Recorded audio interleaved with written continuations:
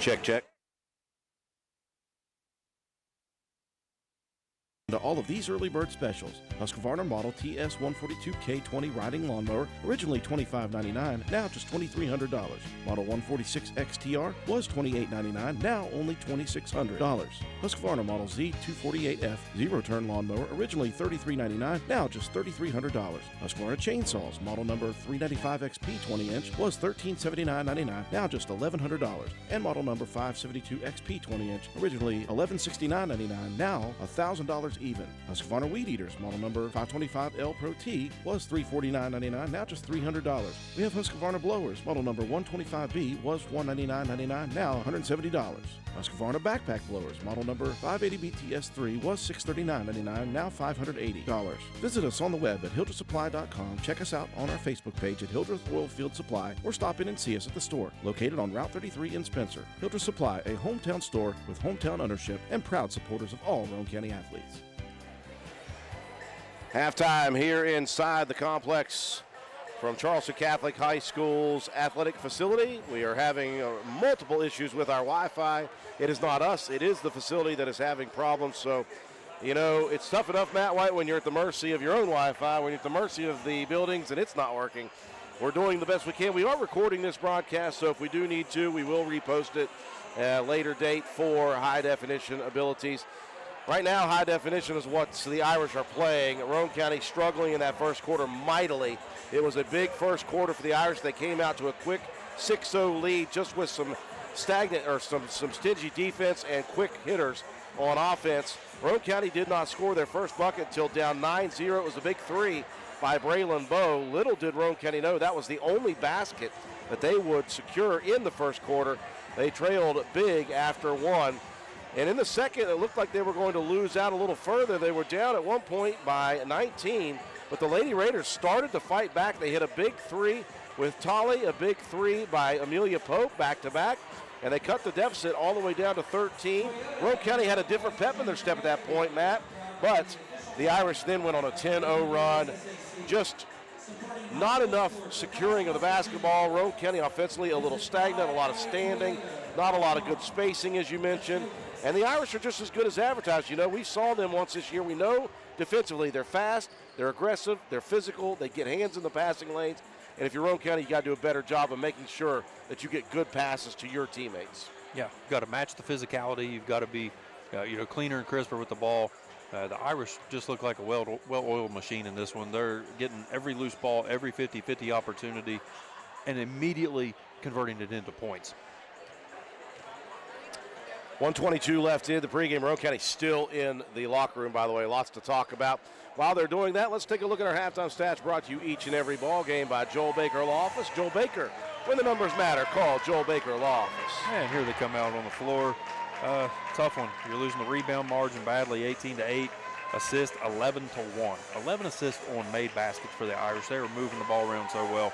8-2 in steals. Roane County does have the lead 1-0 in blocked shots. Individually for the Raiders, Anna Tolley leading the way with 9 points. She had a rebound and a steal. Braylon Bowe knocked down that three, also had a rebound, and Amelia Pope knocked down a three-point bucket as well. Riley Rhodes came in and was the big X factor on the rebounds, or Roane County's margin would have been much worse. 3 rebounds and an assist for Riley. The Irish, Nora Aliff coming off the bench, 14 points, 3 boards, and then you held Rushworth fairly in check, scoring only 6, but she had 4 boards, 3 assists, and 3 steals as well. And Ileana Evans having a nice ball game, 8 points, 3 boards, an assist, and a steal. Molly Messer with 6 points, 3 boards, 2 assists, and 1 steal. Kirby with a rebound and 3 assists. Wilcox with 2 boards, 2 assists, and 2 steals. Talina Williams also with 3 points and 2 rebounds. So added up, and Roane County has got a mountain to climb in the second half, down 37-15. It will be Wilcox, Kirby, Messer, Evans, and Rushworth for the Irish. Roane County, Tolley, Bowe, Pope, Cox, and Keene, both starting lineups into the ball game. Irish working it immediately inside to Rushworth, who gave it right back out. Now Evans at the block, shot put up. Keene trying to just stand her ground. They'll call Keene, though, with a little bit movement forward. That's tough. That's going to be Keene's third right out of the gate here in the second half. Again, you think about the maturation of Ella Keene as an inside presence this year. She's 6 feet tall, but she was always kind of a guard player. She was not an inside person, and she has worked extremely hard to become kind of a threat inside, both defensively and with some really nice post moves offensively.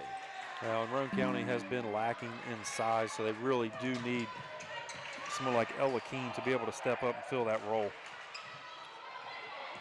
Tolley lost the dribble out top. Boy, you got to go after that one.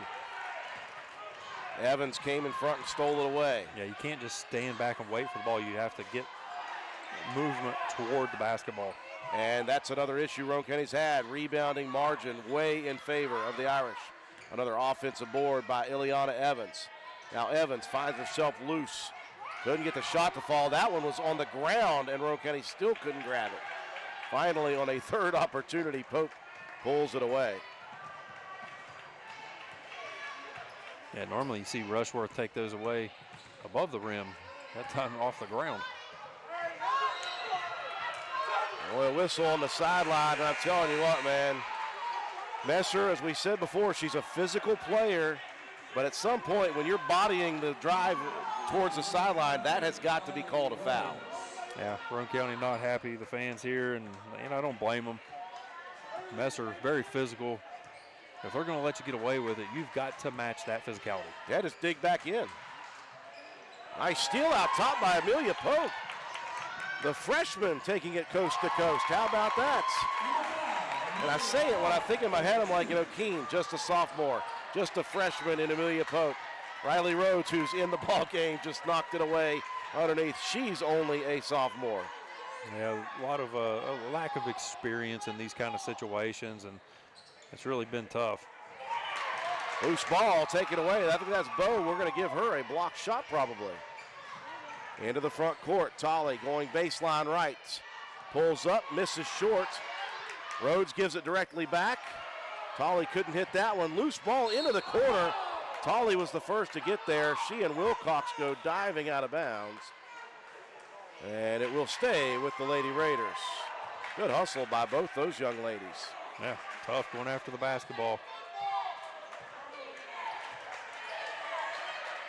Raylan Bowe will trigger it inbounds. Well, if you're Roane County, you're not looking to get everything back at once. You're just trying to stay in the ball game. Maybe chip away here and there if you can. Tolley out top directing traffic, working against Kirby. Takes it back from Bowe. Now bounced at baseline. Rhodes going to find Pope out top. Now Bowe pulls up, 18-footer, rims out.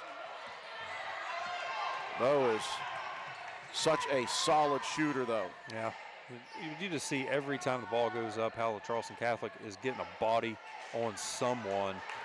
Just does a great job of boxing out. That time Tolley comes down with the rebound for Roane. Messer had a toe on the line, just missed it. Cox inside, muscles it up against Evans and draws the foul.